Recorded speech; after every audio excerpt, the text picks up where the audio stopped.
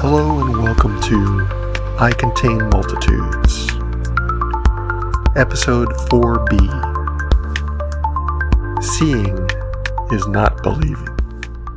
Nothing is true and everything is possible. Imagine scrolling through your feed and seeing what appears to be breaking news footage of the president declaring martial law. The video looks authentic. The news anchor has natural speech patterns and movements, and her audio moves in sync with her lips.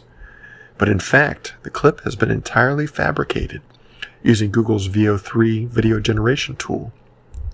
Welcome to the realm of the hyperreal. VO3 is an impressive technical achievement, to be sure. From a single text prompt, the newest video generation model from Google DeepMind can produce fairly compelling scenes, so far limited to 8 seconds in length, though you have to think that will be expanded, at least for premium subscribers. What seems to set it apart from previous models, however, is audio syncing. What do I mean by this? With previous iterations of tools like OpenAI's Sora, visuals were impressive, but any audio would have to be added manually in post-production. With VO3, you can sync audio to characters' mouth movements and even add sound effects at just the right time. In addition to the announcement of VO3, Google also announced Flow, a tool for building stories from multiple scenes that uses VO, Imagen, its image generation model, and Gemini's generative AI. As I've watched many of these generated videos on social media, it appears that Google may have significantly reduced the notorious issue of humans showing up with 6 fingers on a hand. Occasional visual glitches persist, weird subtitles, characters moving unnaturally, and so on. Nevertheless, this still feels like a quantum leap forward. What could this mean for our already fractured reality? The world of the hyperreal.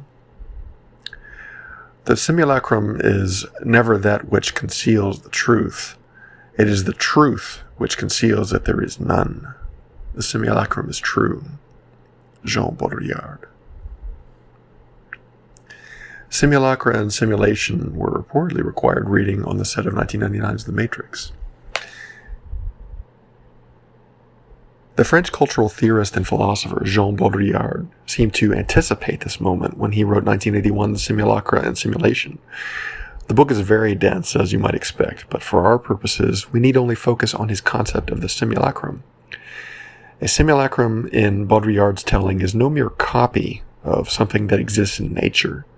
It is a creation that has either lost its connection to the original, or for which there never was an original in the first place. We're moving beyond copies of reality to reality replacement. Think, for example, of a modern-day influencer with their carefully curated self-representation.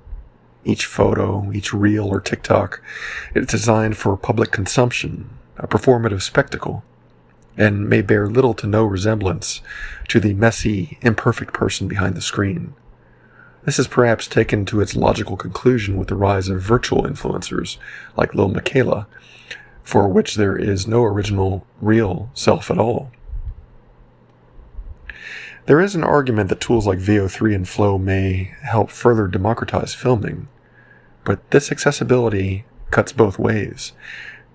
The introduction of a new technology is often a double-edged sword, and we must exercise caution and consider possible ramifications while the technology is still in its early days.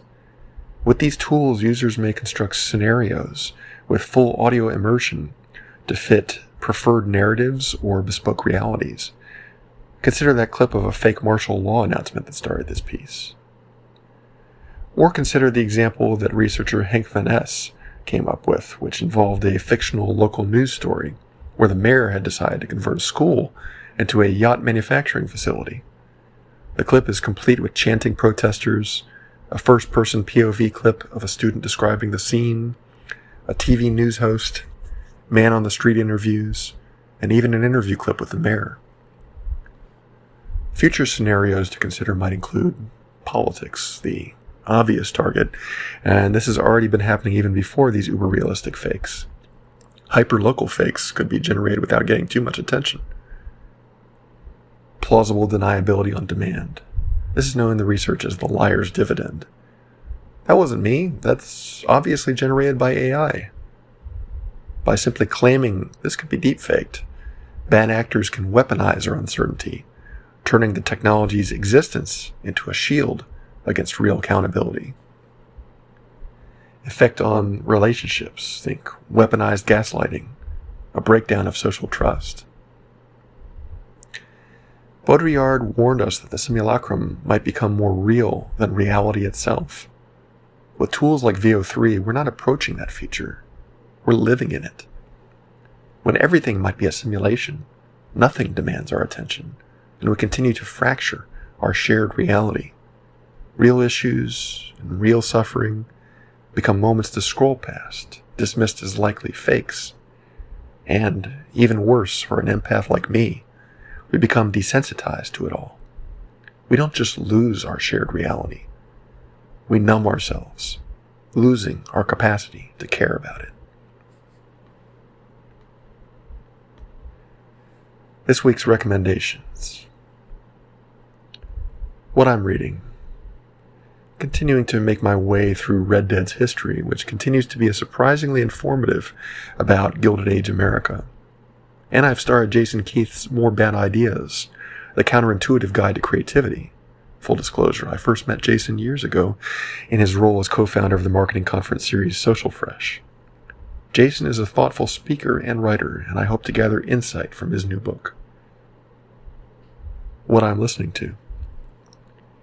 Came across the UK singer Youngblood's new song Zombie by accident and really love it.